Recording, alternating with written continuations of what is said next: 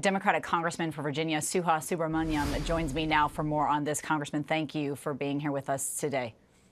Thank you.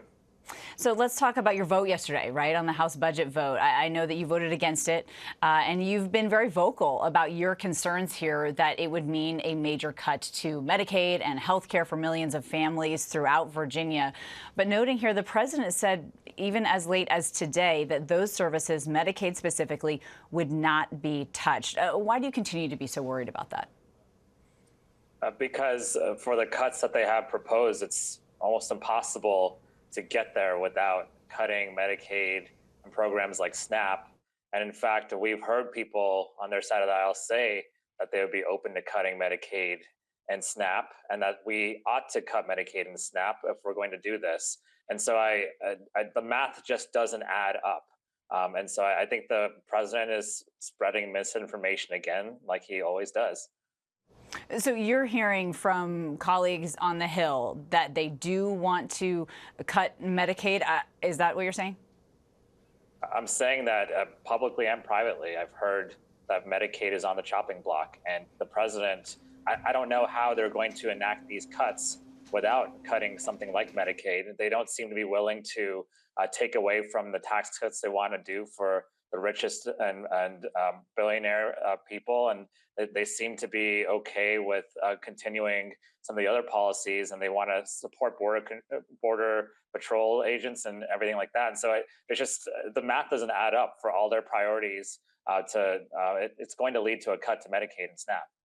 So this was just handed to me here from some colleagues on the Hill that House Republicans are signaling that they would consider significant changes to Medicaid, some overhauls to the program. I will tell you that Congressman Russ Fulcher out of Idaho was on our show earlier, and he thought perhaps if they looked closer at some eligibility requirements and took some different steps like that to Medicaid, that then they could make the cuts there, but without, cutting Medicaid entirely. Again, the words here are changes and overhaul. Yes, that's, they're playing with words, but in the end, it's a cut. The changes and overhauls that I've seen don't add up to the amount that they want to cut, and they're going to have to cut benefits for people. That's what the changes and overhauls actually are. They're cuts. And so they don't want to call it that because it's bad politics. It's unpopular with the American people, and it's the wrong thing to do. But that's basically what they're trying to do in order to fund the tax cuts for the richest corporations. And just lastly, I want to share with you what Byron Donald said, a Republican out of Florida, as you know, who is going to run for governor in Florida as well. He says he supports any plan that helps Medicaid be sustainable, and the current trajectory of Medicaid is not. Great. Then he should have voted against the budget yesterday.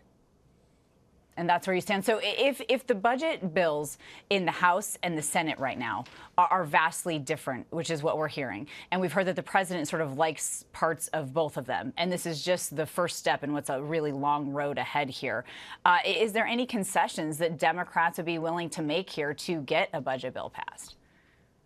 We are always open to negotiating. We're always open to working across the aisle to try to get something that will be acceptable to the American people. But I will not accept or vote for a budget that cuts Medicaid, especially at the rate that they're looking at. I will not support a budget that cuts SNAP, especially at the rate that they're looking at. And the reason they want to do this again, people need to understand, is so they can extend the Trump tax cuts to the richest corporations. So we're taking money from people who can't afford care and hungry kids, and we're giving it to multi-billion-dollar corporations, many of whom aren't even based in the United States.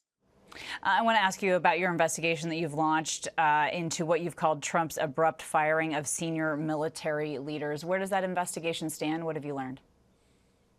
I've learned very little because this whole process is not transparent at all. I've introduced legislation to try to make this process more transparent and have DOJ actually, report back to Congress on what it's doing and why it's doing it and how it's doing it.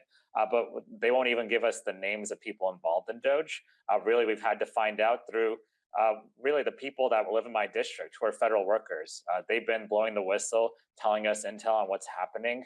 Besides that, and the inaccurate tracker that they have online, that we're not really learning much. This is completely in the dark, and we're completely left in the dark. All right. Well, if you do learn something as you investigate that, please let us know. Thank you for your time, Congressman. Thank you.